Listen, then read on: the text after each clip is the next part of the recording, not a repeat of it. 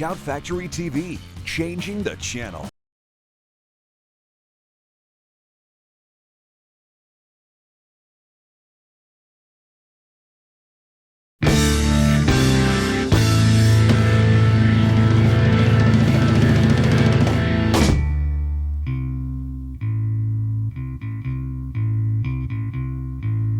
Just a step, cried the sad man. Take a look down at the madman.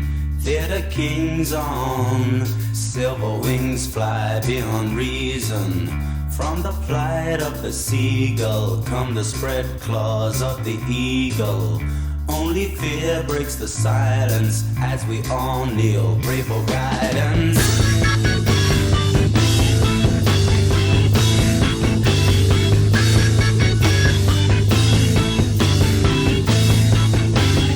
Isle of Wight itself was a historical turning point, I think, and it coincided with this moment for us as a band in which we were just launching.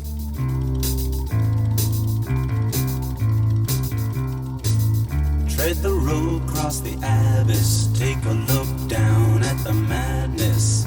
On the streets of the city, only specters still have pity. Patient queues for the gallows, sing the praises of the hallowed. Our machines feed the furnace, if they take us, they will burn us.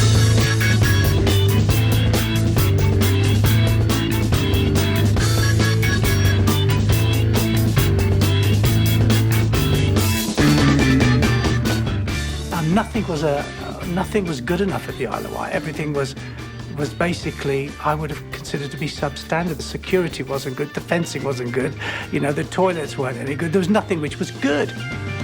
People didn't know how to do this. So that's why probably every mistake in the festival book was made. But the atmosphere that was created was probably one of the best that you could ever come by.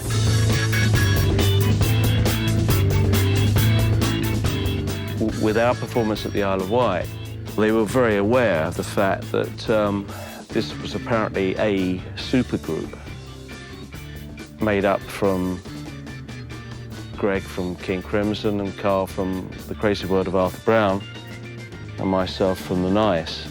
So there was a lot of expectations. Will you still know who you are? The Isle of Wight, I think it was 600,000. And not only had I never seen such a crowd, I couldn't even imagine so many people being in one place at one time. It was incredible.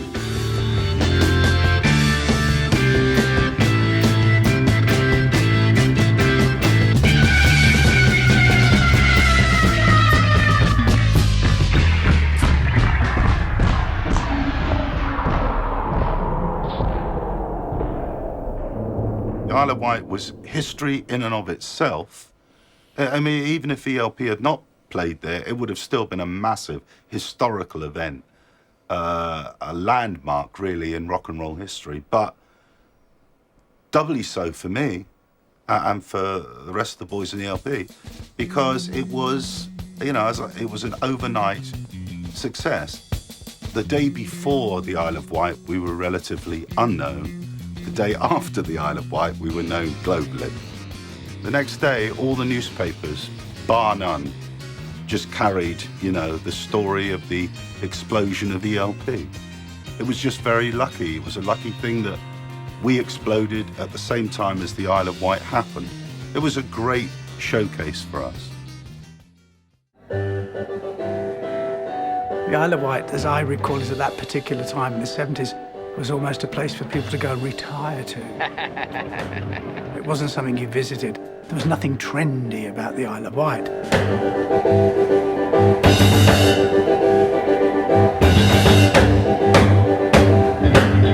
We get visitors come down with long hair, all the hippies and all that. We don't disagree with it.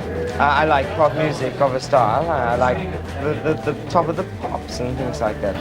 But as for going to see somebody whom I've never heard of before, sitting on a stage and being one of 250,000 people watching it, I don't think I'd even bother.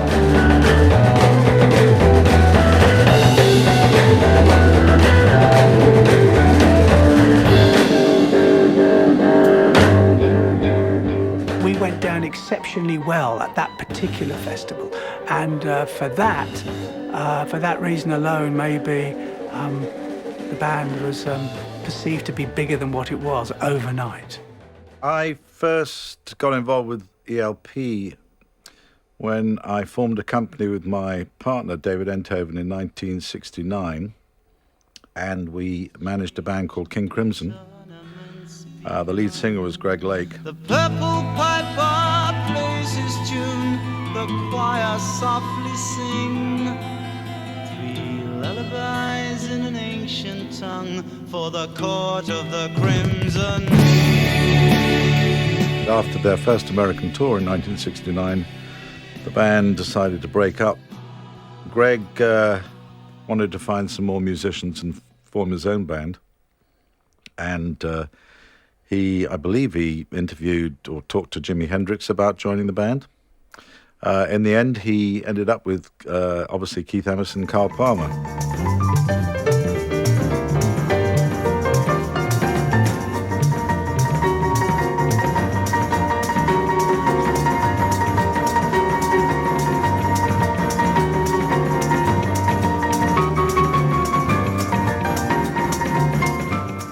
I think we upset a lot of people to the extent that this wasn't King Crimson, it wasn't The Nice, and it certainly wasn't The Crazy World of Arthur Brown. I am the god of hellfire, and I bring you fire.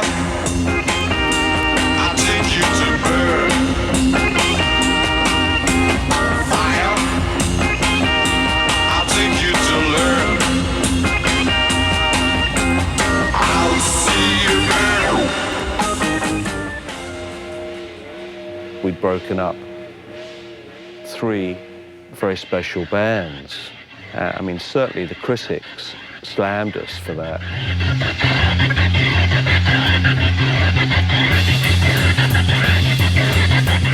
The emotional sort of connection between all of us at that time was probably like it is with any group. You had 3 young men who wanted to prove to the world that they could be the greatest. We were kind of rebellious, I suppose. We wanted to push the envelope. We wanted to be involved in technology. We wanted to use this kind of Englishness that we had, which was to use a classical adaptations. We wanted to do a ton of stuff, and I think the atmosphere between us at that time was extremely encouraging. In a way, people used to think, well, they had it easy, you know. The supergroup, I think, was the title that was used first on us, and so it was a mixed blessing. I never saw one good review, actually. They were all, you know, it was always pompous and too grand, too this, too clever. But I don't know, we rode through it.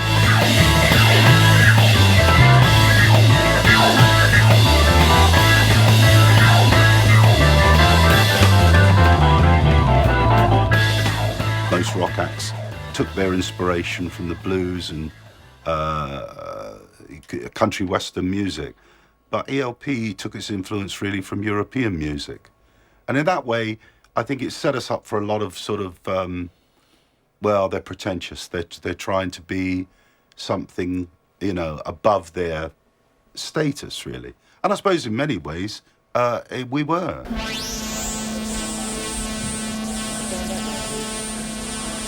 Ladies and gentlemen, please welcome for their first debut performance ever, Emerson, Lake and Palmer.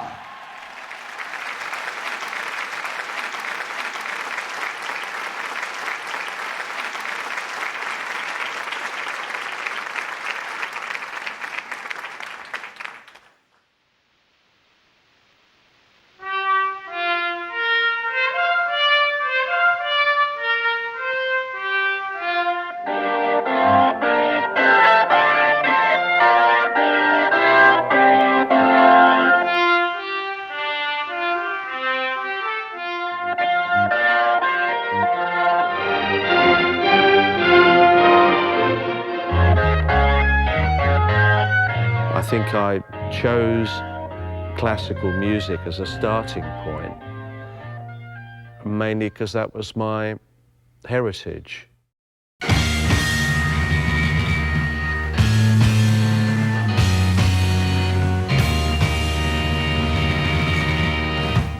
I think the combination of a rock group wanting to use classical adaptations like we did, I thought was a fantastic, fantastic idea.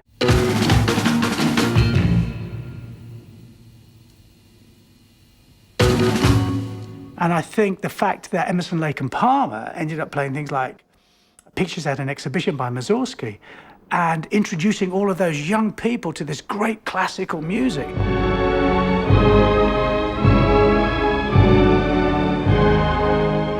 They could go and get a recording of an orchestra. I thought that was, you know, we weren't there to educate, we were there to entertain, but we actually did open up the doorway.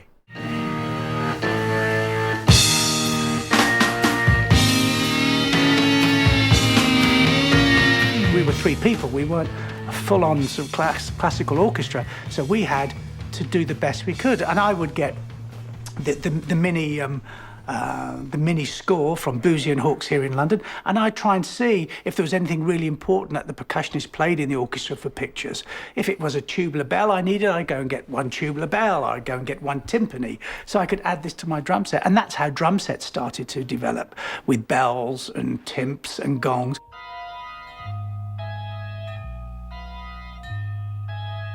And it was really based around trying to create as big a sound as what one could with 3 people and try and justify the reason for playing a piece of classical music in a rock band.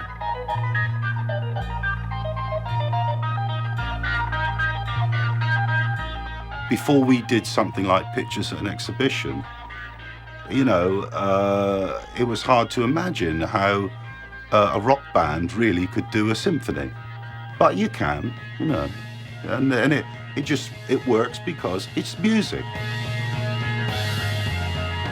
I must say, to start with, the mixture of classical, you know, Keith's classical music and the music they were playing was quite difficult to stomach to begin with, for me anyway. But very soon, with Greg's influence, there was more of a sort of melodic input from Greg. From seeds of confusion, illusions, dark blossoms have grown.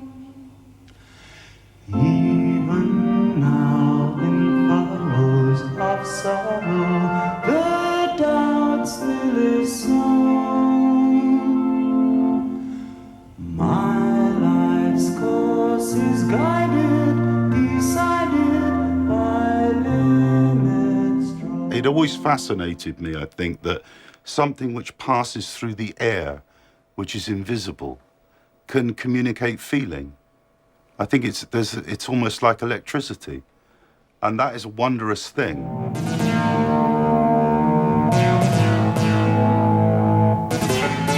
The Moog synthesizer was really brought to the forefront in a song I wrote called Lucky Man.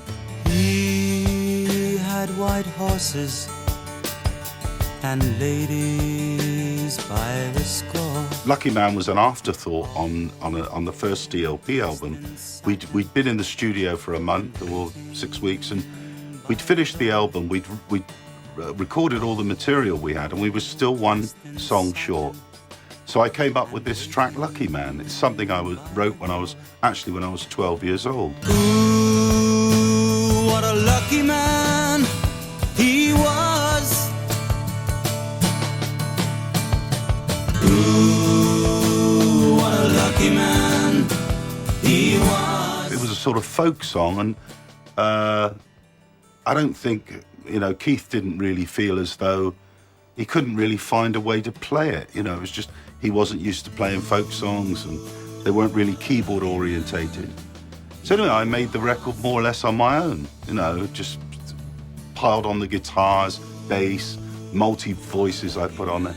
And in the end, it sounded pretty good. And I think at that point, Keith felt, you know, he'd try and put a part on it. And that was when we tried the Moog synthesizer at the end. And of course, that solo became world famous, and to this day is a landmark, really, in electronic music.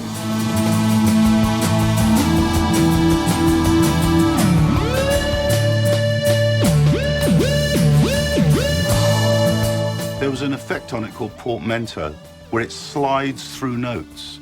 Ooh. I was introduced to the Moog synthesizer by hearing Walter Carlos's Switched on Bach. Suddenly there was a whole lot of things that you could do. If you try and bend a note on the Hammond organ, well, you can't really, but you can cheat and go.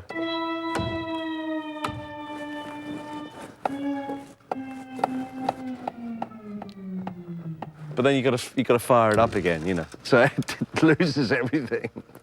But with the Moog,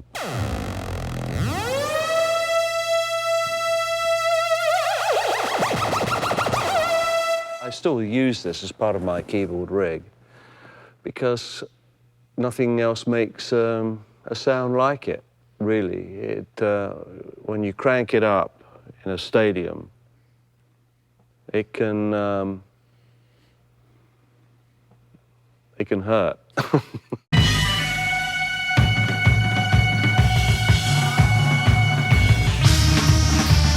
Some of the synth things that we did were, for instance, extremely beautiful things. They weren't just used to hit hard and to shake people physically, but they were used in a more gentle way.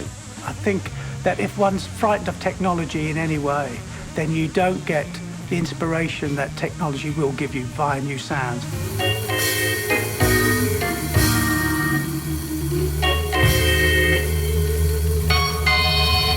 Electronics brought something creative and good to music. The music was the event. That's really what we concentrated on. That, and of course, an element of showmanship, because I felt that that was very necessary in order to put our music across to people which didn't really understand what we were going for.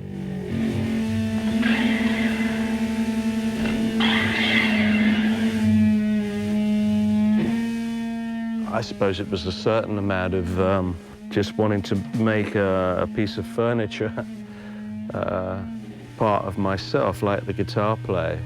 He'd make the guitar part of himself. There's one funny story. One of the road crew got fed up fixing it up, the Hammond, because it was every night he had to repair it, put new keys in. So he reinforced it with wrought iron. So, okay, great. So I jumped over it, and I was laying on the stage with the Hammond organ on top of me.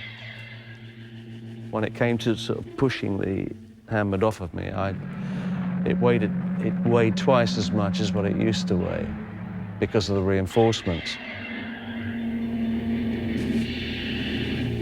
It was very Spinal Tap, actually, because the roadies had to come on and sort of like heave it off, and I sort of crawled out from underneath. You know.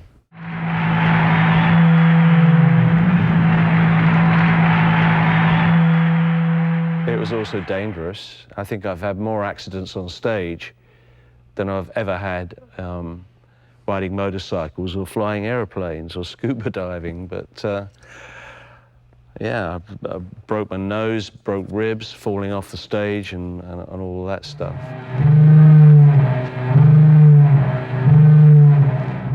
I just felt it was a way of augmenting the music, you know? I think at the bottom of it all is the music great or isn't it? If the music's great, a little bit of showmanship helps the medicine go down. And it's fun to watch, and it can get you written about and talked about. And so from that point of view, I don't think it hurts at all.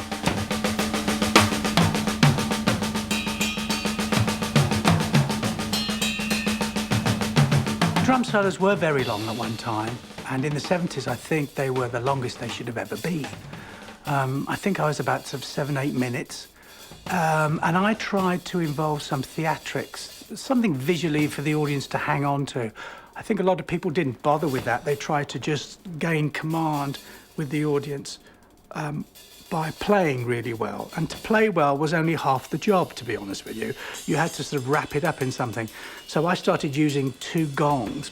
Some drummers were using 1 gong. I started using 2 because this looked a little bit different when I put my arms up in the air and played. And I started taking off my T-shirt, which really was for me, because I used to get really hot and this thing was really wet. And I realized that when I started taking this T-shirt off, people started applauding. So I thought, well, I'll do that tomorrow night. And these things grew, you know. So there was the theatrics creeping into not only the ensemble playing, as it were, with the group, but when we came to our features, we would try and sell it a bit more. So these things would develop.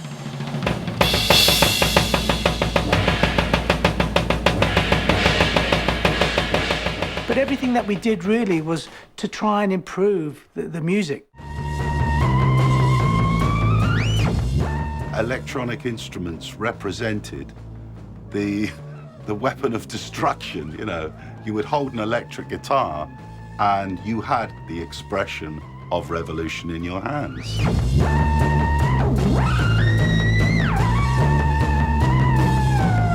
Feedback became an element. Distortion was used. Things that the original creators tried to get rid of were the actual things that people used to actually create the music with.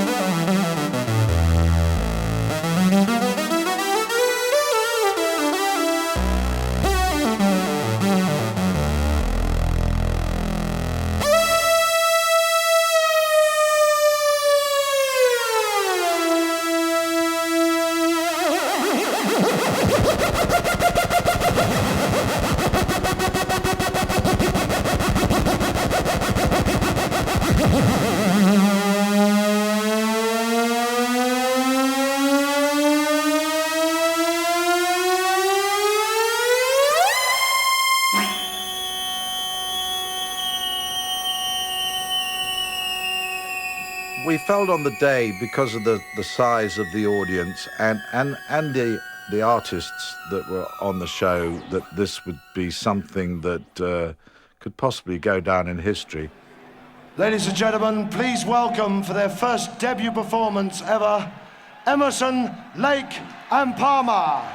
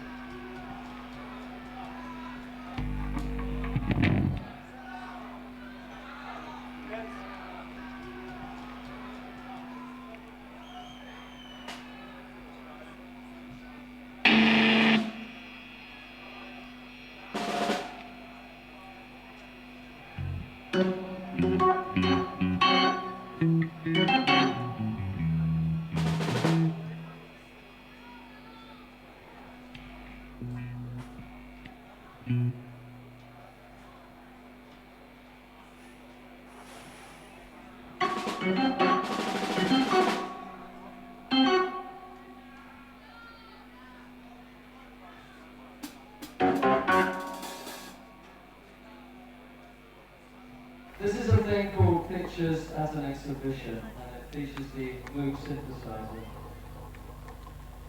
which doesn't weigh 3 tons.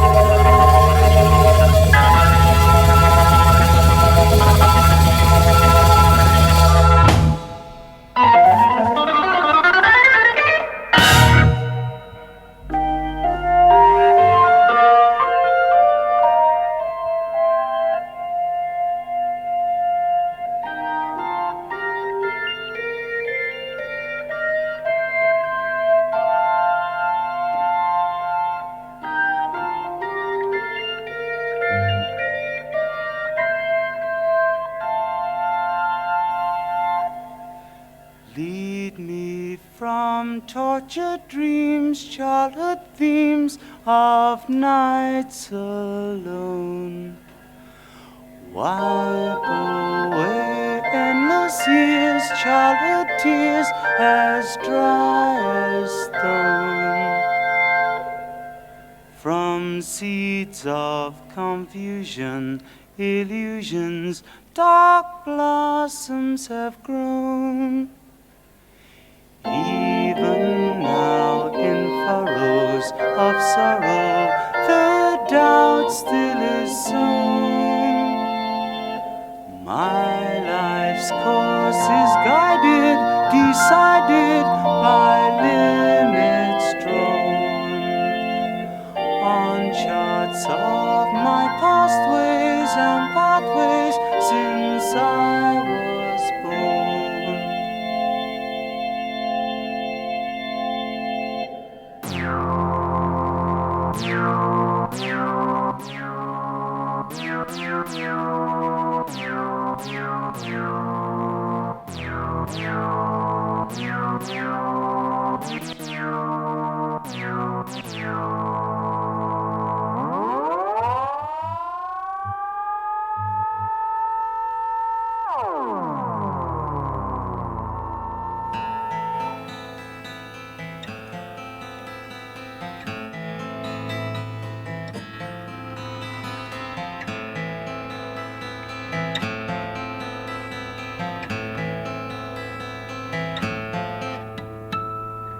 I carried the dust of a journey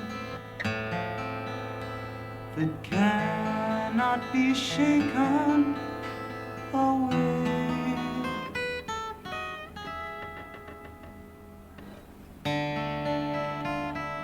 It found life deep within me, for I breathed it every day. You and I are yesterday's answers. The earth of the past come to flesh.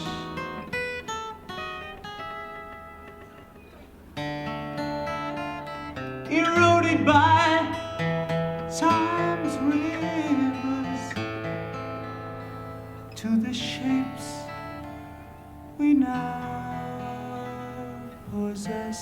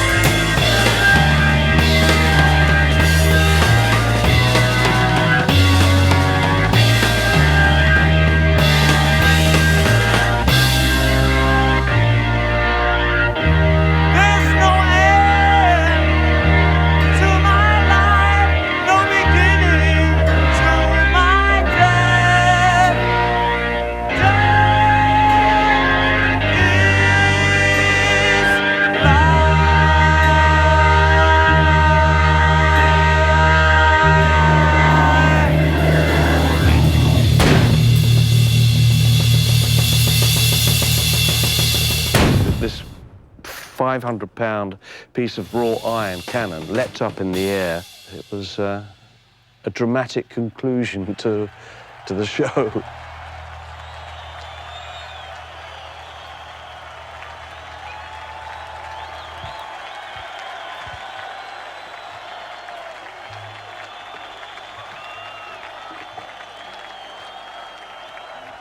We'd like to do a number for you now, which will be on an album coming out pretty shortly. This is a number called Take a Pebble. Beneath almost all art, there is an interconnecting fiber, I think.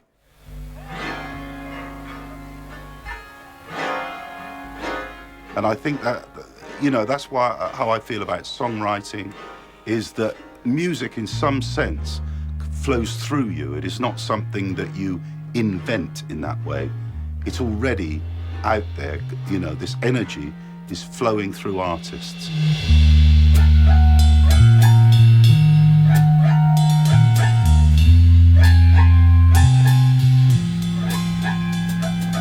Just take a pebble and cast it to the sea, then watch the rivers that unfold into me. My face spills so gently into your eyes, disturbing the waters of our lives.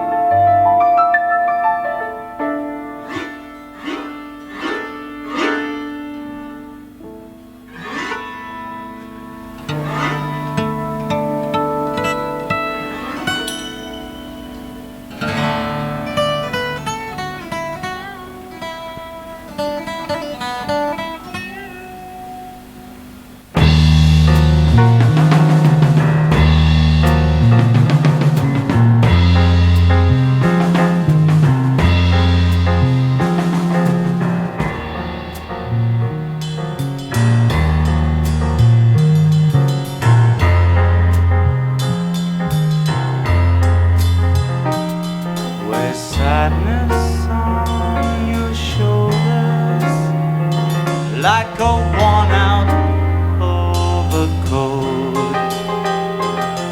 in pockets creased and tattered, hang the rags of your hopes. The daybreak is your midnight. The colors have all died, disturbing the waters of our lives, of our lives. 'Cause the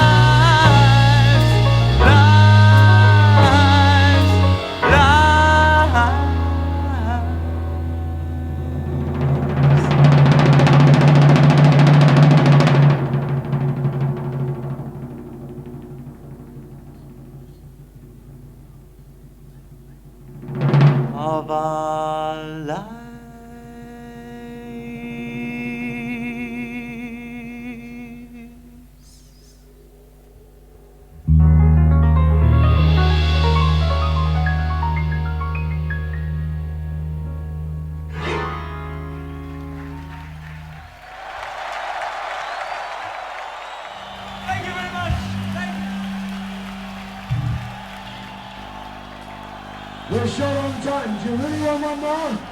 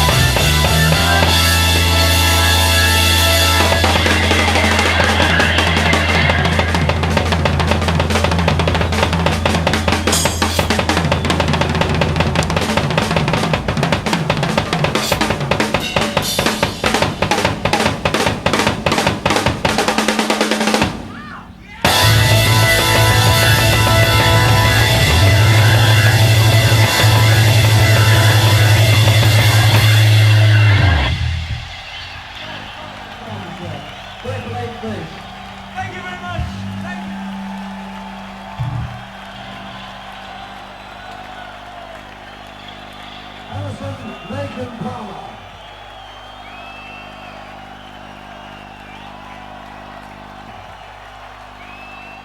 I remember once the late John Peel saying that we were a waste of talent and electricity. And at the time it annoyed me, you know, because I knew what we'd put into it. I knew the care and the feeling and everything that we'd invested in it. And, you know, you don't like people to say bad things. Now I look back on it and I think, yeah, you know what, I could see what you were saying. And there was some truth in it. And ELP was a bit pretentious and... but, you know, it's a mixed bag of things, you know, that you don't do extraordinary things by being ordinary. You don't break down barriers unless you do some damage, you know, and I think in that sense, we got up a few people's noses. But generally, I always felt that the public, the people, loved the band. They knew what we were. They could sense what we were.